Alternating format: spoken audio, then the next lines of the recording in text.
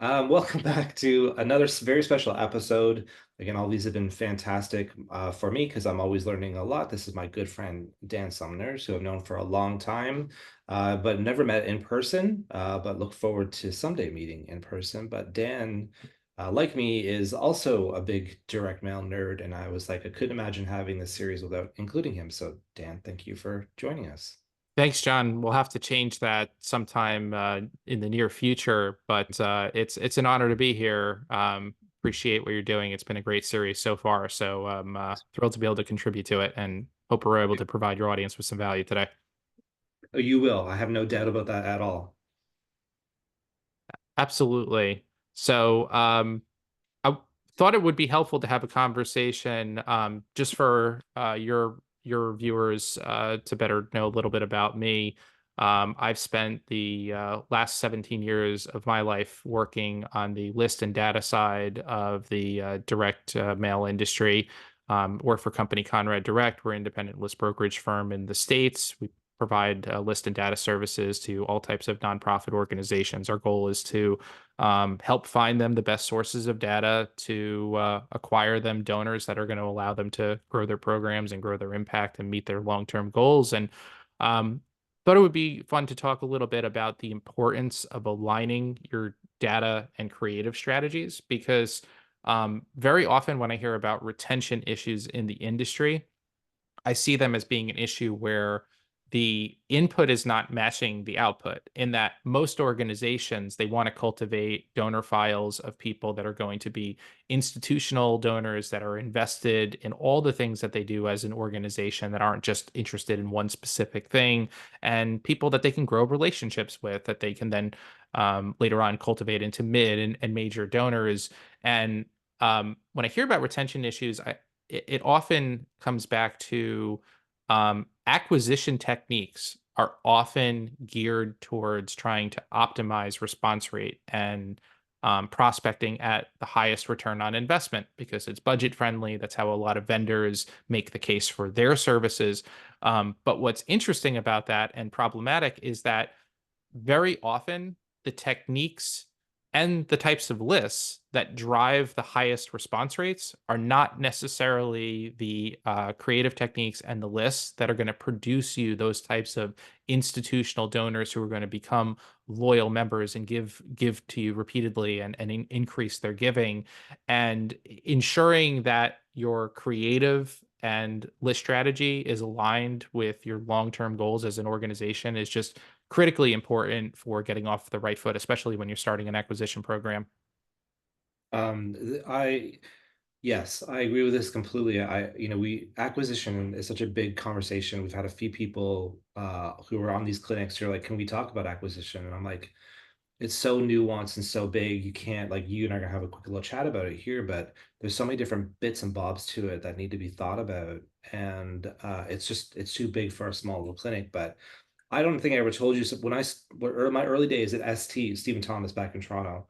I remember going around because I was the art director there, and I went around to all the different account teams. Now we were working with all the big charities in Canada, like the Amnesties, King Cancer Society, all the Lung Association, and I went around and collected everyone's like acquisition control pack. And at that time, the control pack, which we were always testing against, but the control pack more often was always like a 9 by 6 Mhm. craft envelope with just a logo and return address. It was usually at least 4 pages. There was one that was 8 or 9 pages, and I think it's still 8 or 9 pages.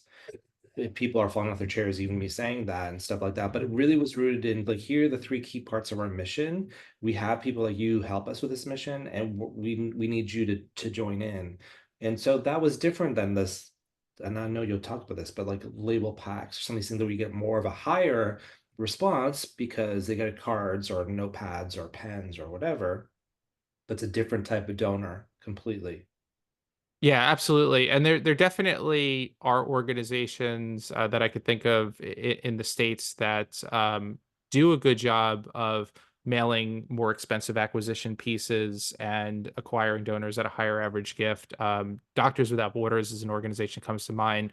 They're very well known for mailing very thick acquisition pieces that have things like map inserts and things that are very expensive that clearly are not optimized for cost, but are requiring a certain type of donor. On the other side, there has been a big movement in the industry, especially as costs of everything have increased, towards trying to optimize and take cost out of the envelope, and that's where you come up with things like voucher packages or the very short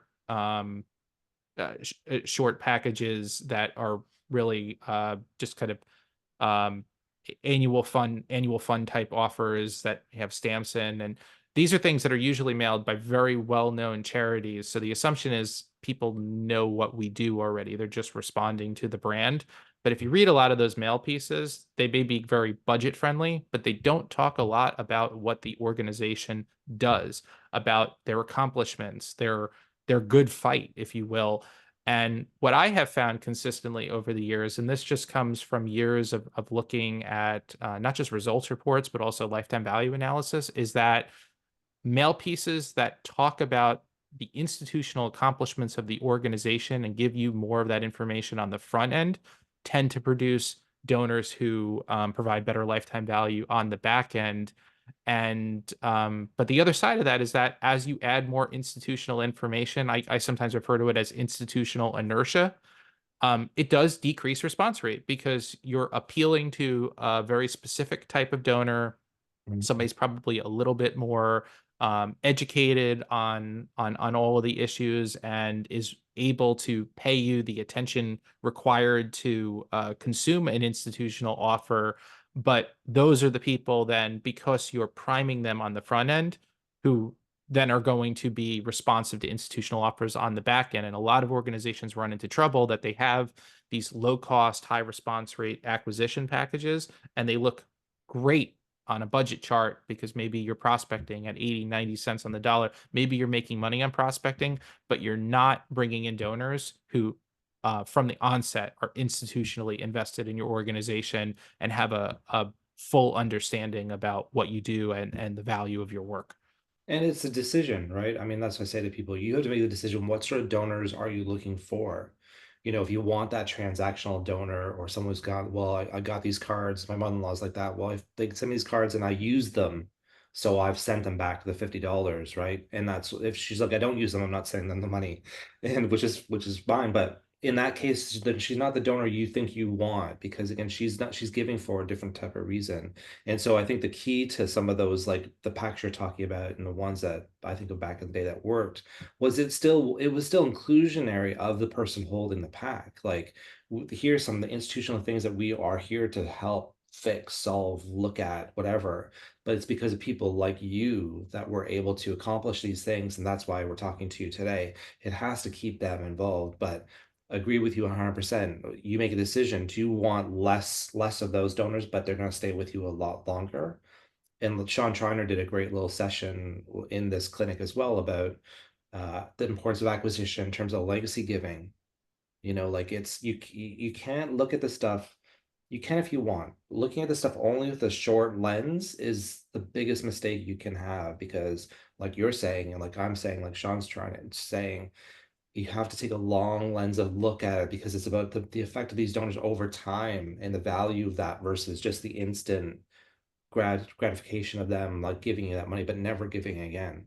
Right. And there is a model to make transactional acquisition work, but you need to then follow through on that model on the back end. And that's a very different type of house file program than one that's really trying to cultivate mid and major donors. Um, and and and it's uh, they both have their advantages and disadvantages. The key is just making sure that your goals are aligned. So if you're like most organizations and you're trying to generate the most net revenue over the long term, institutional donors accepting a lower response rate, a greater investment on the front end, and aiming for a higher average gift is probably going to get you that. There are other organizations that maybe their donor count is part of their marketing plan. Um, maybe individual giving is not a huge percentage of their overall revenue, and there's a value to just having a large number of supporters and donors and the grassroots benefit of that.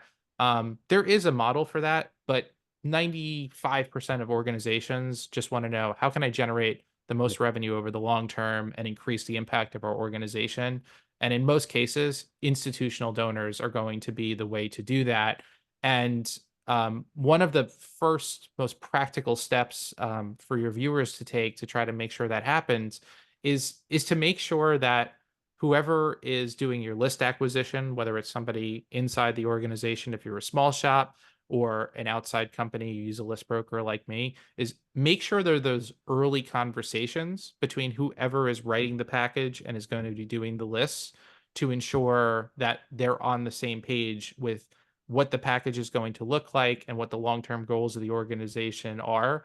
And it's not unusual to get questions from new organizations, especially smaller organizations, where they'll come to us and say, "What are the best lists we should mail?" And then my immediate question is, "Well, what does your letter look like?" "Oh, well, we don't have a letter yet." And sure, I could do a list recommendation for you, just looking at affinity and things like that. But you can have a donor that gives to two very similar causes, and it could be a very different caliber of donor based on how that person was acquired. So the creative is critically important, but also the list selection process as well. So if we know you're looking for institutional donors, we're going to track towards lists that we know produce higher average gift, have institutional offers themselves. What somebody has responded to in the past is most predictive of what they're going to respond to in the future. So making sure that we're um, pulling in and testing those types of files that are going to align with your creative strategy. And it's much easier to do that in the early going and make sure that everyone's on the same page than to try to do it on the fly after a letter has already been written and you want to get your mail out as soon as possible. So early planning is just a win all around, and making sure that all of your key players are on the same page with your long-term objectives. Yeah, and I think that's as always, it's important to start this stuff as soon as you can. I always people are like, well, I don't know where to start for an acquisition letter. I don't know like what does that even look like? And sometimes we recommend, especially for small organizations, we're trying to help them, right? Get them going. You can look at your one of your most successful like house packs, something you've done recently now. If it's like holiday themed, that may not work for long-term acquisition unless it's around the holiday time. But if you have a pack or two that you know has performed very well with your current file or house file, that's a good starting point because you're trying to find the same kinds of donors. So if your current donors responded well to it, it's a good starting place for an acquisition piece. And again, there's people like you, Dan, and people like me who can help guide on the extra pieces or maybe playing it out a bit more, so it has a little more to it for someone who's never heard of you, as a starting place for a pack. The thing that concerns me is when organizations know that they have a retention issue and there is such a push in the industry towards optimization and incrementally trying to improve the performance of your package. Mm. And you can definitely do that um, if you're if you're prospecting with very transactional techniques, but it could actually snowball and make your situation worse because you're optimizing the wrong type of donor for your long-term goals. Mm. So I would just encourage viewers to be mindful of that, as well as, sure, there are things you could do with any package that you could increase response rate by 10-15% at a time. But Mm. if you're not speaking to the types of donors that you hope to acquire, you're probably not going to be able to solve your long-term revenue goals. And this can be a dramatic transition. So if an organization has been building their acquisition budgets based on front end ROI for a long time, it is a difficult transition because there's no getting around it. Institutional donors do require a greater level of investment on the front end. Now, you realize the benefit of that investment years down the line, but it can be a shock in the beginning. So there are ways to try to bridge that gap. So if you do have a label package or something like that, even small tests like adding a couple paragraphs that talk about your institutional history, your accomplishments as an organization, adding inserts, putting more paper in the envelope in general, and bolstering the value proposition, and see, what does this do to the response rate? Does it lower our response rate, which it may, but does it raise the average gift? Then you know that you're at least starting off on the right track in acquiring a higher quality donor, and it might make transitioning to more of an institutional based approach for acquisition a little bit easier. But it can be a jarring transition. But there are certainly small things you can try to do to provide more institutional value proposition in otherwise transactional appeals. I mean, as two nerds, you and I could again, this is a big conversation. Like we're trying to like jam it into like a 12-minute slot here and stuff like that. And I do know we could talk more. So I think that's Dan, thank you for that. It's really brilliant. I think if people are really inclined to like want more, like they want to keep talking more about this, again, maybe they can respond to the email that this goes out in, and they can let me know, and maybe we can have you back if that's what people want and stuff like that. But it's a big conversation. There are no simple answers. There are no simple solutions. Anyone who says there is lying to you. It's all very nuanced, and it's all part of the craft. So thank you for sharing a bit of that nerdiness with me and everyone else. Well, thank you. I do enjoy geeking out on this stuff, and you're right. This is a much bigger conversation than a 15-minute window. You can have entire conferences dedicated to this I do. topic. But if viewers would like to know more, they can feel free to connect with me on LinkedIn. I'm blogging about this stuff all the time, and happy to answer any questions that they have. Always happy to connect with fundraisers who are doing interesting and important work in the world. So. Happy to be of any help of your audience that I can. But I really appreciate you having me. This was a real honor, and congratulations on this Yeah, series. I know it's helping a lot of people. thank you, Dan. I will link to you, and thanks everyone for watching, and we will see you on the next video whenever that comes out. Cheers.